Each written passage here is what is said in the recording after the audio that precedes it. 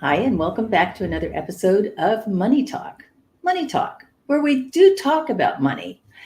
And it's a funny thing because out of the topic, you would think that that's all we talk about, but it isn't. It isn't just about getting it, holding on to it, finding it.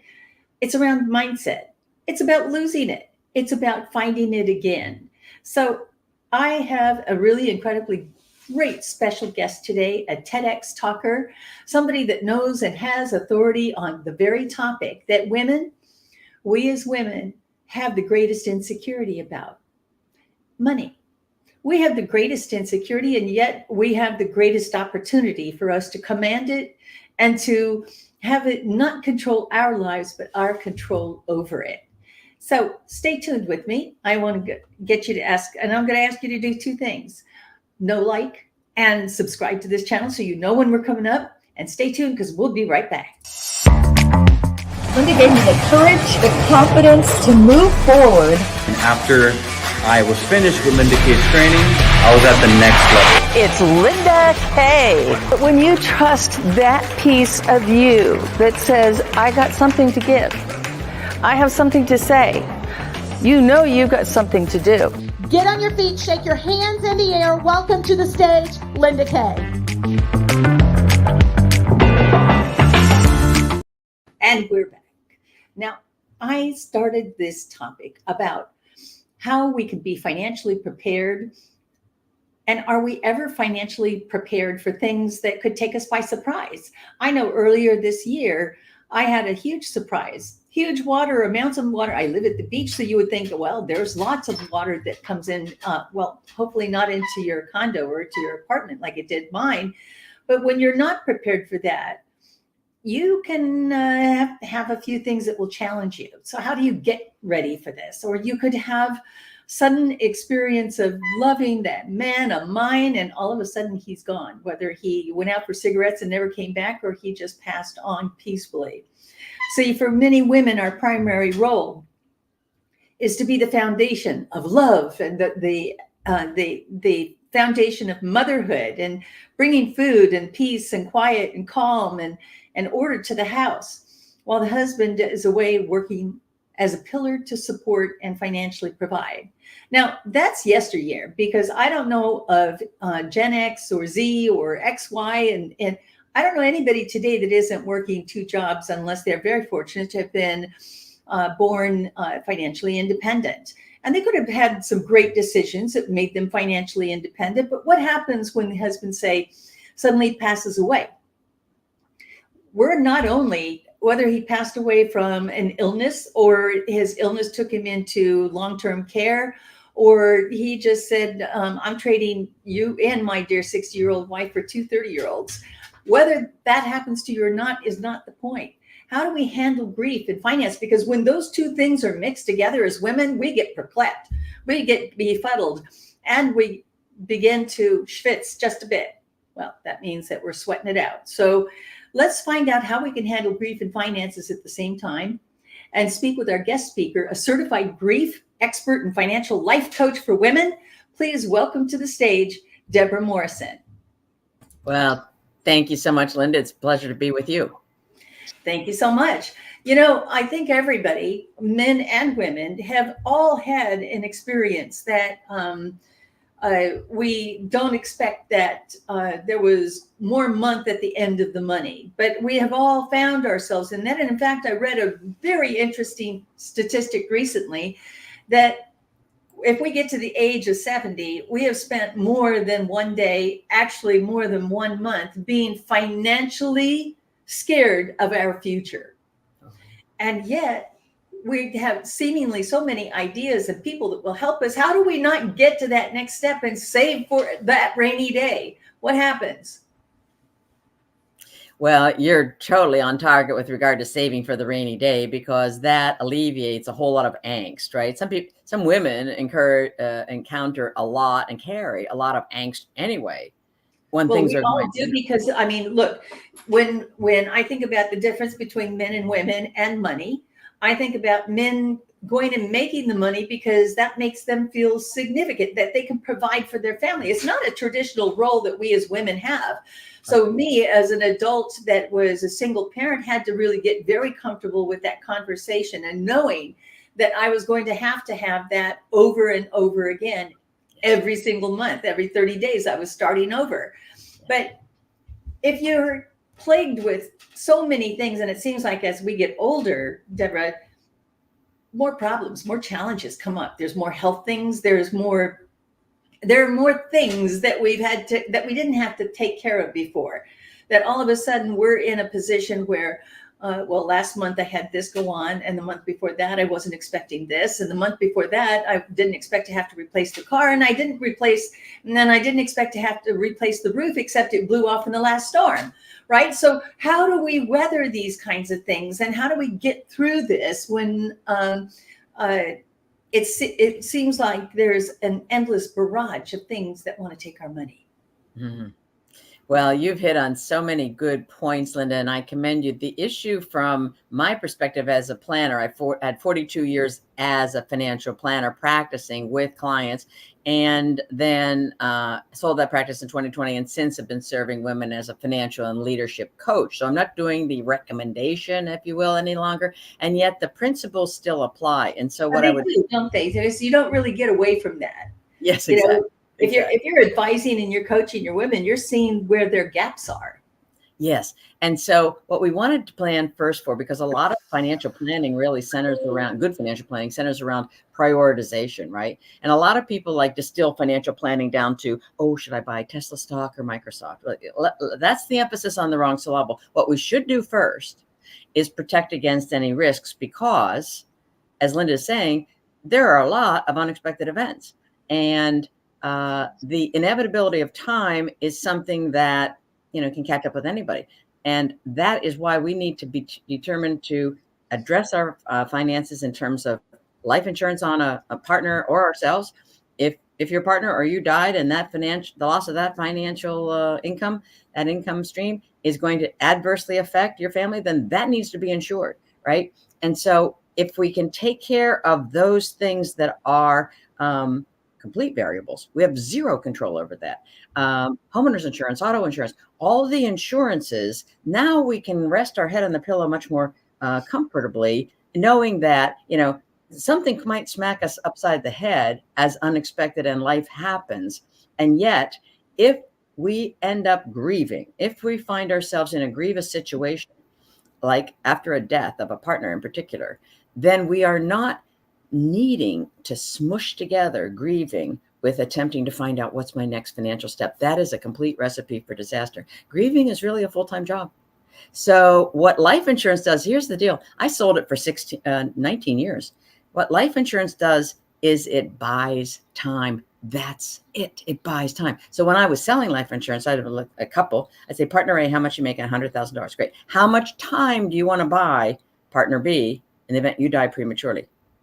Depends on if they're young, they have dependents, if they're old, whatever. I don't care what the answer is. I just want them to know the answer. All right, I'll buy 3 years. Okay, 100,000 times 3, 300,000. You have a mortgage? Yeah, $200,000 mortgage. Great, 500,000. You have a little kid you want to put something away for in case, you want to give them something when they're 20 or something like that. Then $50,000. And if I've done the math, like with 300 and 250, $550,000. Are there any questions? Right. Now, if we addressed life in real terms, Linda, and prepared for real potentialities, then we're less likely to be completely jostled when the unexpected hits, because the unexpected will hit. I'm a super advocate of planning. Planned for 42 years. Spent my entire life planning with clients around their money, and still there were unexpected events. So we want to have an underlying plan that will give us this little safety net. And we say, oh, I never saw that coming. And yet, let's come back to the plan. And now we're pivoting, Linda. We're not just dividing, like, what next? And this hopeless feeling. And that's a very, very horrible feeling. It's a terrible place to be at. And I know many of my listeners have experienced this far too many times at different times in their life. So what you're speaking to is the necessity for not only the plan, but the execution of the plan in case that happens. Right. right? To have a written down, like notions that are written down, not just in your head, and have your partner write down whatever. So if you're do-it-yourself or investors and your partner has been handling it all, okay, I think you better look in and address this and attempt to make mutual decisions heretofore or here going forward, pardon me. But there's also this sense by which, like I inherited a lot of widows, right? And I would say, well, this stock really isn't, congruent with your goals. Oh, Bill picked that. Now Bill's dead, but Bill picked that. Like I had a client that said, Bill picked Ma Bell, Linda, Ma Bell. You know what happened to Ma Bell? Split into 73. Breaking up is hard to do. So she was hanging on to, I was like crying with her, and She yet was hanging on to a past decision that was still a bad decision. Right. So, and if you had asked Bill would have said, "Oh, for God's sakes, dump that stock," right? Exactly. But Bill's not like, here. I don't know. And one day I was a strap hanger, and Jack said, "Buy this." But here, let's. But in an instance like this, do you ever tell your clients, "Look, this is it today, but there should be a plan for those as well." Those are called, those are called stops, right? So you stop the bleeding and you sell that stock for what the market is. And a lot of people don't realize that especially women, we're not as, I don't want to say that we're not as good at reading financial statements because we choose not to be. Okay. Yes. And that's a very bold statement for me to make. But I'm going to say we get kind of lazy about that kind of thing. The bills come and you go, "Oh, I'm just putting it. My husband takes care of all of that." Let me just tell you, I don't have any husband to take care of any of that. So I look at everything, and I look to see, did somebody overcharge me? Did my interest rate change? What happened? You can't go through life today with your head in the sand going, "I'm really not that good." Damn it, get good at it, because what you don't know will kill you or be taken from you. Yes. Now, I'll get off my soapbox there, Deborah, because we get mad about this kind of stuff. Totally passionate. Let your passion. So like if I said to you, Linda, you know what, because you're addressing it, so I go on and I say this to you. All right, Rhonda, you have had this, aversion to looking into your finances, right? And so you're just gonna put it in the drawer, and you're not even gonna open your statement, whatever. Now, let's say you were watering your garden, and you have a bucket from last year, and you're going to fill the bucket with water, and you're actually going to tote it over to the flower bed. And let's say the bucket has like several leaks in it. Are you going to continue to use that leaky bucket? Because you're going to lose a lot of the water en route. So if we have a leaky bucket, we have expenses that are recurring, and we haven't used that TV service or that streaming service or that magazine subscription, I'm really dating myself, or whatever, for like 3 years, and yet it's still coming off of our credit card, right? Those kinds of things are leaks in our bucket. And so many of older women in particular are what I call undersaved at this point. We need to be like marshaling our assets and being completely cognizant of what is going on. This is not about any professional lording over a non-financial professional and saying, "You didn't do that." It's about moving a woman from the passenger seat of her car right behind the driver's wheel. And now there's a responsibility. Yes. And some women have not had that responsibility, and there's some fear in taking that. I understand the fear. Dr. Susan Jeffers had a wonderful way of dealing with fear. A very good friend of mine, unfortunately died of cancer several years ago, wrote, "Feel the fear and do it anyway." She said, if so many people are out there doing new things that they're not completely competent in, and yet they're out there doing it anyway, then we must conclude fear is not the problem. How we hold the fear. So she developed this pain power continuum. Look it up.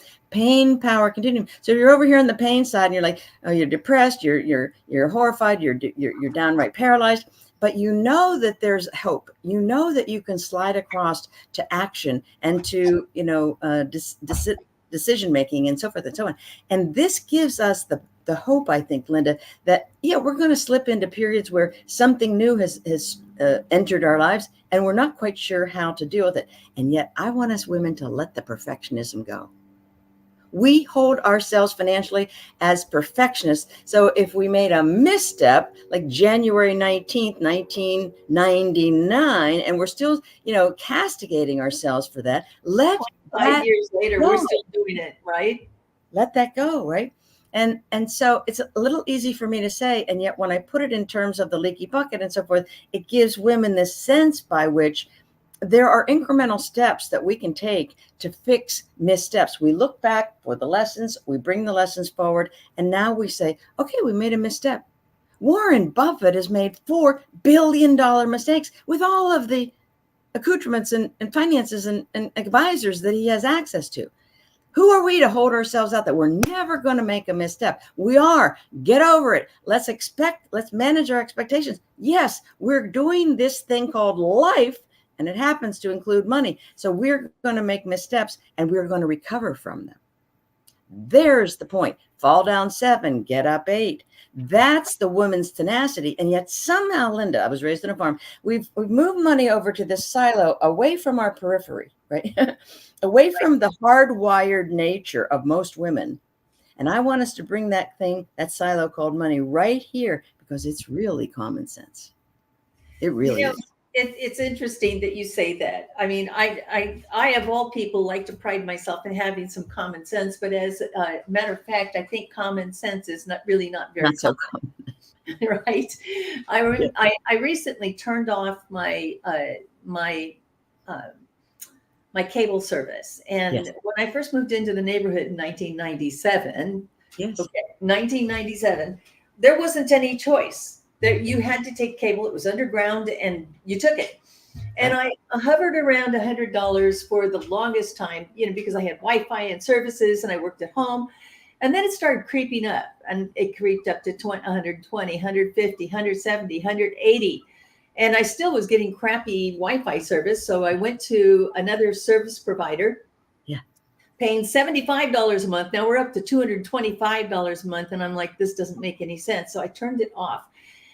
Debra, would you like to know how much that would have been put in my bank?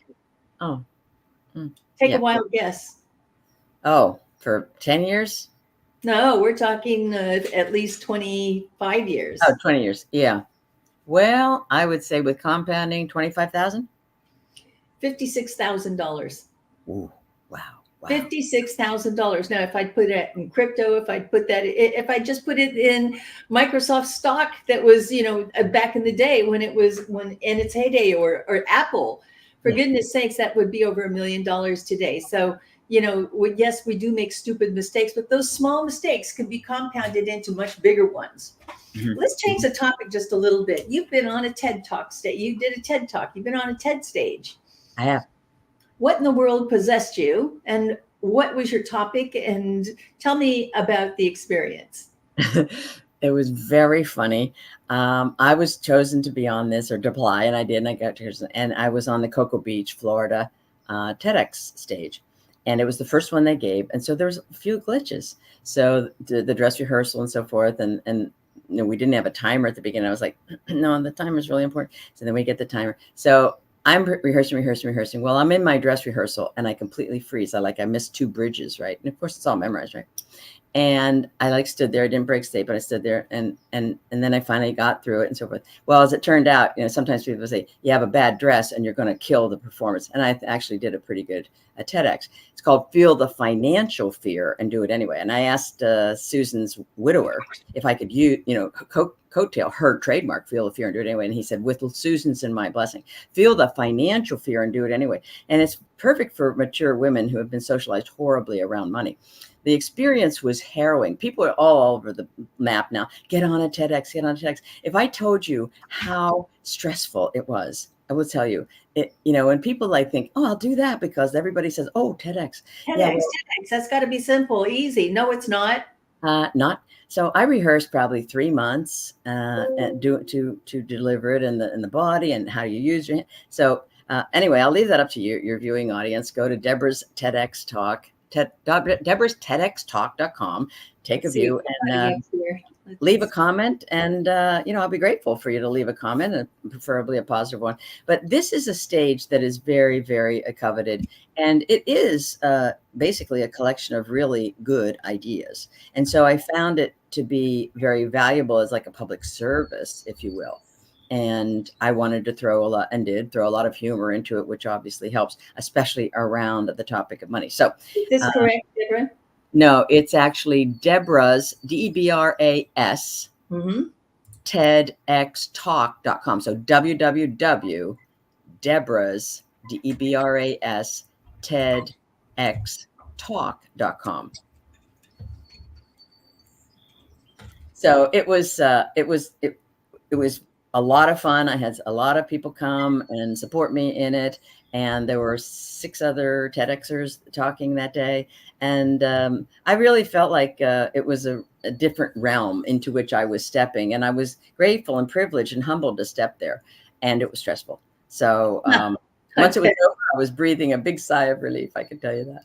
Oh my goodness sakes. Well, I think, let's see if I got it right here. Debra's TEDxtalk.com. Yes, it's just not scrolling. You nailed it. Good. It's all good. All right. Good. It's all good. Good. So now tell me about doing the TEDx talk. Did it do anything for your career? How long ago was this? I did it in 2019. Okay. And I think it has helped. I mean, it helps. You drop it. I've been on a TEDx stage. And we haven't had as many views as I would have imagined. And yet I think that when women look at it, they come right up. I mean, I have 3 websites. I have a bunch of stuff.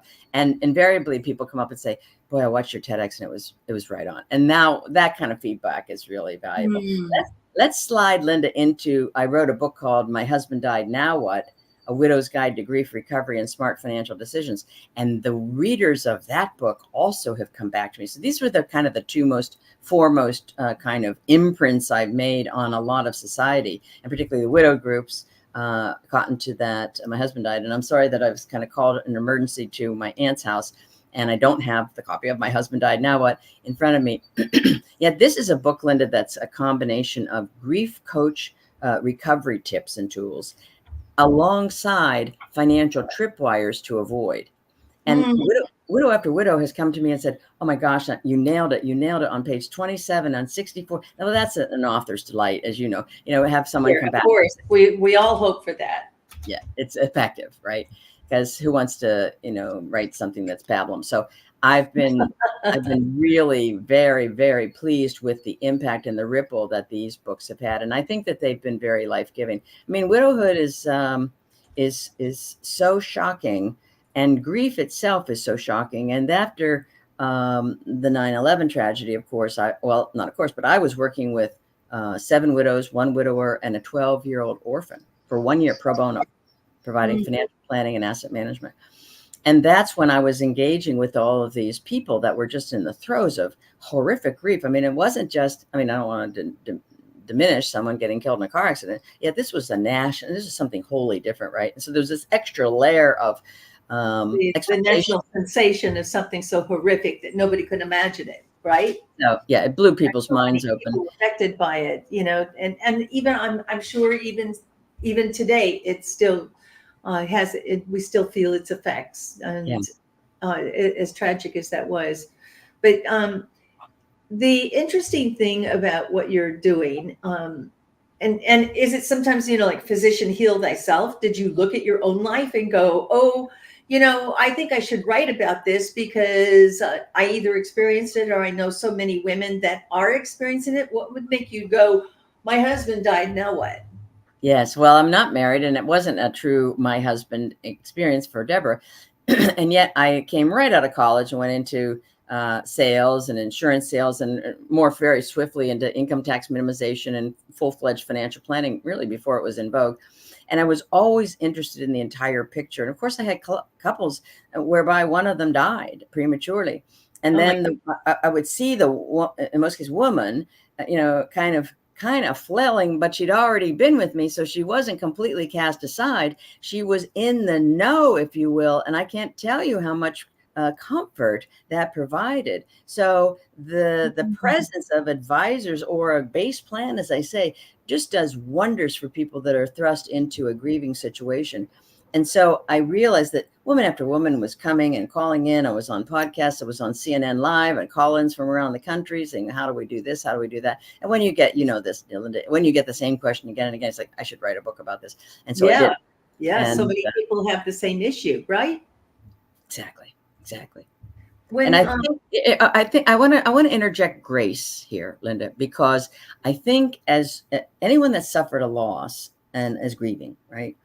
And of course, then we had the Great Recession, and I think that's a pall cast across certainly the United States, if not the world, of grief. It's tamped down people's ideas, their dreams, and so forth. And so I'm really thinking that there's free floating grief kind of all around that we could all espouse tips to eradicate and move through grief and shed it, right? Look back for the stories. Like, I'll know when a person's moving along the grief recovery scale if they begin to speak of their person, if it's the death of a person, begin to speak of their person in memory terms instead of crying their eyes out and saying, I wish Bill was here. Well, he's not. So we could spend time wishing for a better yesterday. And I don't mean to sound crass, yet I want us to move into a situation, first of all, the next chapter. And I will say to women, and I was really cadence this. There's a reason you didn't die with Bill. There's a reason you weren't in the obituary. I don't know what that reason is. I'm here to help you discover what that reason is. And in the old, several years ago, people would wear these bracelets. What would Jesus do, right? I said, how about you imagine you wear a bracelet? What would Bill have you do?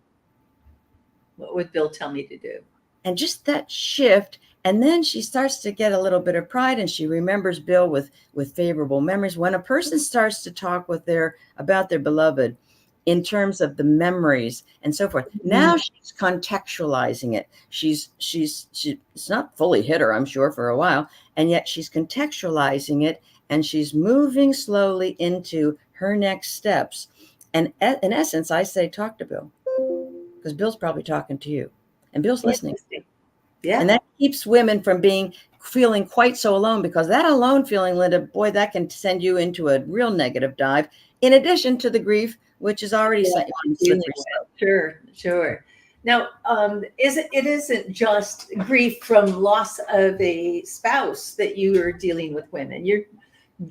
Grief can come in all kinds of forms. The grief of the end of a career, the grief of the end of, what is one chapter closes and another one opens.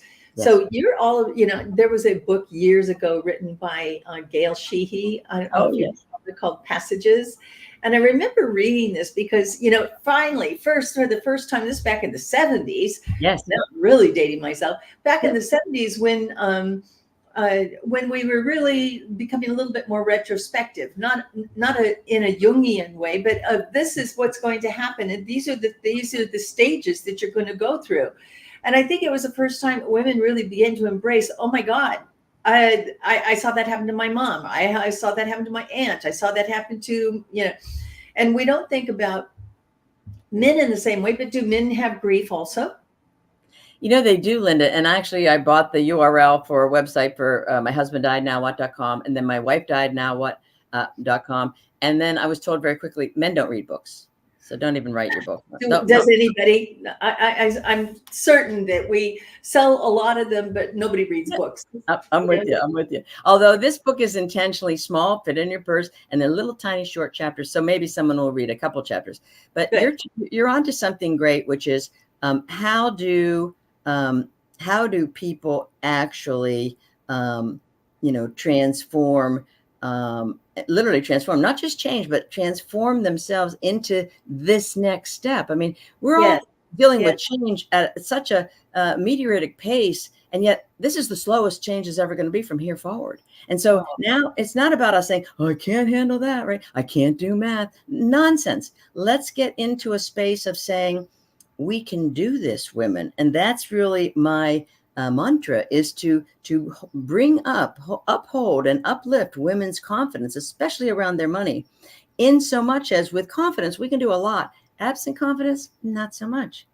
So this is, I know. And if you're always second guessing yourself, or you're saying, I'm going to wait until it's perfect before I do something, right?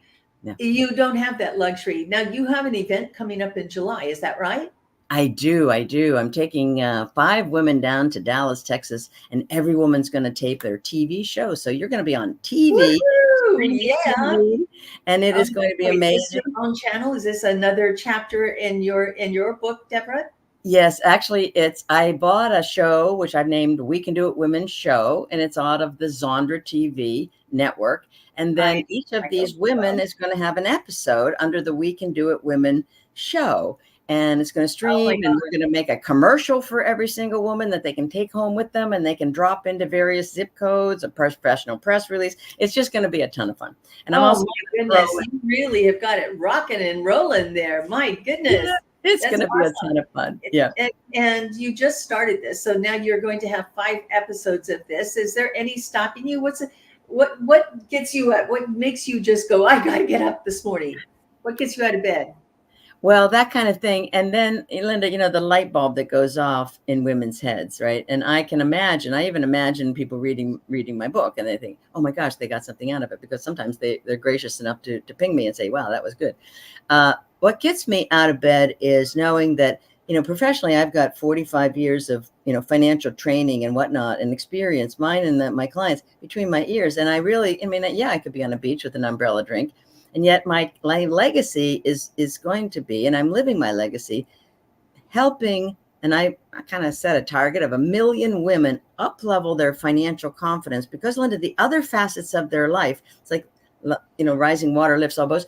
They come back and they say, I dropped 6 pounds in 2 weeks. Hey, I started eating healthier. I introduced a walk to my routine.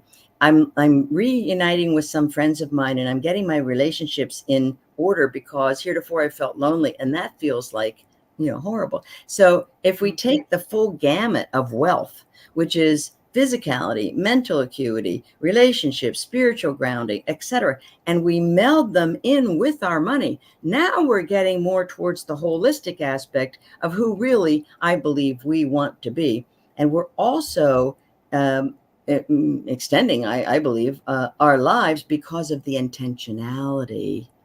Oh my goodness. Yes, because we're doing it with intent and purpose. How do people find out where they are financially? Do you have something that will tell them?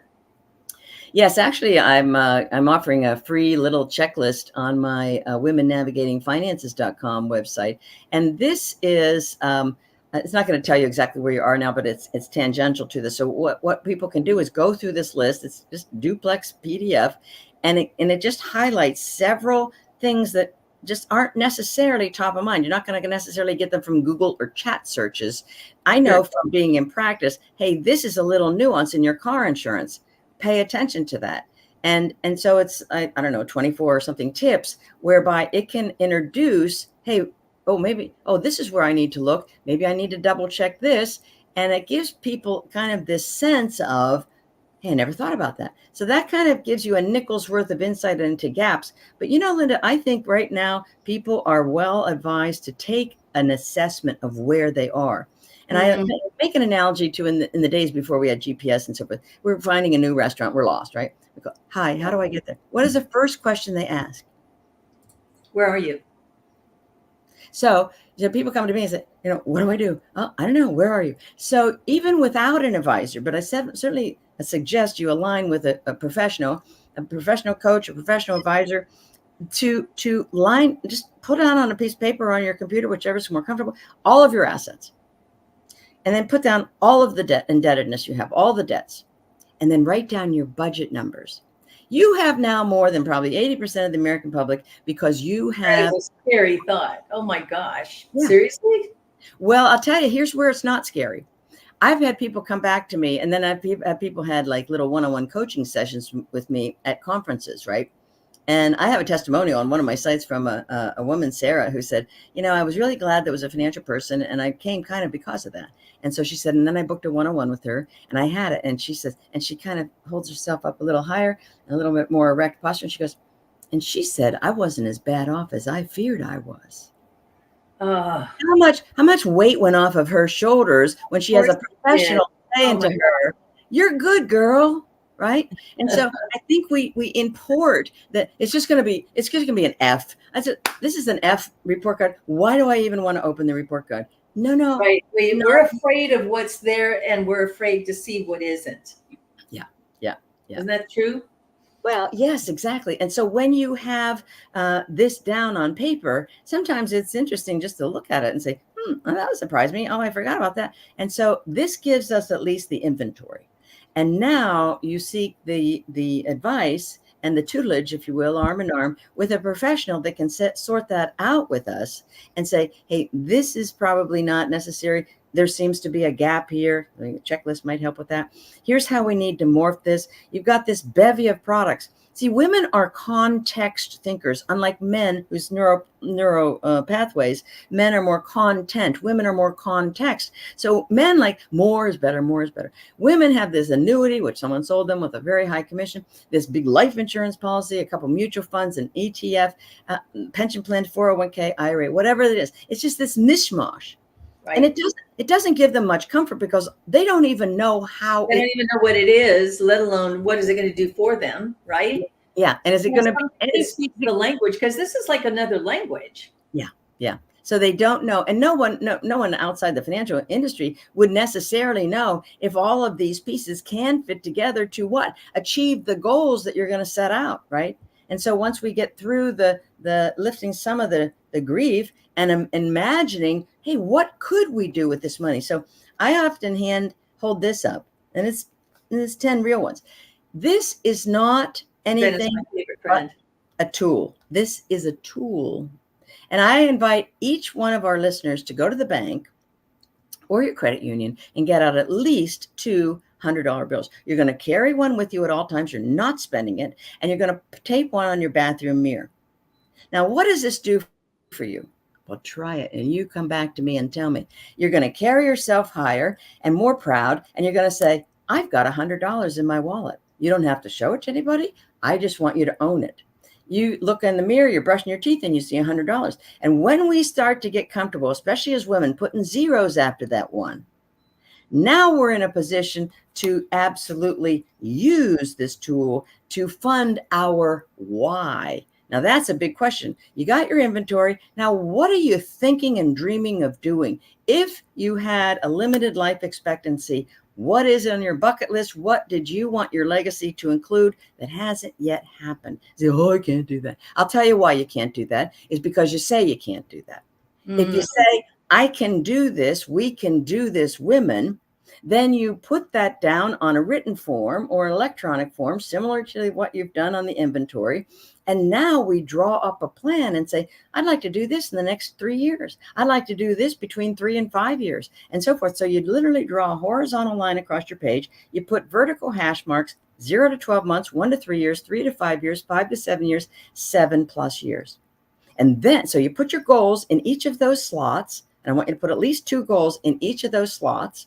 And that's going to take some doing for some of people who haven't really figured out what it is they want. They're just on this little rat wheel, paying their bills, keeping the job. Now, this is not living if in fact there's something else. There's a song inside your head that needs to be sung or written down. There's a book that needs to be transcribed and published. There's a story. There's a relationship that needs to be pursued. Whatever it is, if you're not living your most full life, then allow this tool called money to perhaps help you with a few of the accelerators to getting you to having joyful moments, having we can do it women moments. And how's that start? You start with a win.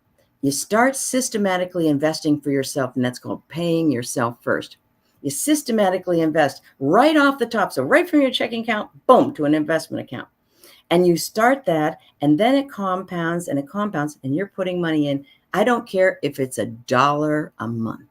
I want to start the practice. And once we start that practice, then no one will have to come and say, hey, why don't you consider increasing that? You'll start to see, oh my gosh, I saved this amount of money when didn't even feel it. And you'll increase the amount. And once we get one win and more wins and more wins and more wins, this cascades, and as Einstein called compounding, the 8th wonder of the world. This compounds, women, in a way that helps us if we happen to be undersaved. Oh my gosh, you just said a stack full right there. Yeah. And what's interesting, Debra, is that it's an easy thing to do, but it's a hard practice to commit to, right? It wasn't difficult for me to spend $100, $125 to $175 to pay a bill for something I wasn't using. But I found it difficult to be able to put that same 125 into a savings account. Mhm. In the same token, I bought a term life insurance policy on my mom, she just turned 93. We were international best-selling authors 2 years ago. And Congratulations. thank you. And I didn't realize that the money had crept up. Now, in the story of the tortoise and the hare, did the tortoise sneak up on the hare, or did the hare fall asleep, right? Yeah. And in this instance, what I'm telling you is that she aged out on that policy. So it was only costing $163 a quarter for years. I had that policy for 25 years. And then I noticed one day 2 years ago, why does it say only $458? It should have and so I get on the phone with them. They're like, well, that's the way it works. As you get older, it costs more to keep you alive. Yeah. And that just sounded like counterintuitive to me. Yeah. So I finally dropped the policy, but that was $25,000. I've given you 2 examples in this session alone, where if I had just had the discipline to put that money away, I wouldn't have lost the $25,000 for the policy. I wouldn't have lost the $56,000 for the Wi-Fi. I would have I never watch TV, for goodness sakes. What do I have it on? What am I paying $100 a month for? What are you paying for, dear audience? What are you paying for that you could let go of? There are some things I realized, you're going to have that bottle of wine. I get that. And, we all got conditioned to being told, stop buying that $5 cup of coffee. I'll tell you what, Deborah, when I was in sales, one of the accounts that I brought into the sales company was Starbucks. Sure. And I remember being chided by my sales manager. I still remember Bill, his name was Bill. And Bill saying, Linda Kay, who in the world is going to pay at that time $4 for a cup of coffee? Well, guess what, Bill? They did, and they continue to. So what are we spending useless money on that if we just we don't have to sacrifice it all. We just take some of it and put it away. Just like you said, what would $1 do to our commitment? Now, at 70 years old, probably not a lot. So you're going to have to add zeros to that. But what could 700 do for you if you put that away and let it get compounded? Mm-hmm. I applaud the message that you have, Deborah, and I applaud the fact that you're teaching and educating and edutaining the audience with the necessity to understand our language and our relationship that we have with money. That's it. Yeah. And we have to have the vocabulary, Linda, because you wouldn't go to a country in which your first language isn't theirs without a translating, so some iPhone, something, right? Right. And so women we're kind of in occupied territory because kind of mostly men are talking money, right? And we don't know necessarily the terms and so forth. And I want us to be empowered to the extent that we know the vernacular. I have an old Ms. Morrison's essential financial terms. You do not need to know what the beige book is, right? But you do need to know a few things. And so I want to spend my life continuing to distill volumes, millions and millions of references of volumes about finance into what's salient, distill it into nuggets, like the Cliff Notes, if you will, because we have 2 assets in life, time and health. And I don't want to waste either one of them. I don't want to waste one too. If I can hand women, all right, this is the first 10 steps you're going to take. You're going to take step 1 first. That's the reason it's number 1. Number 2, number 3. Now they have a guidebook, right? So that they can come into a new endeavor and follow the steps, hopefully asking questions and understanding some of those steps in the process. But here's the deal. So many people have been taught the 1R word about the stock market at the expense of the other R word, return.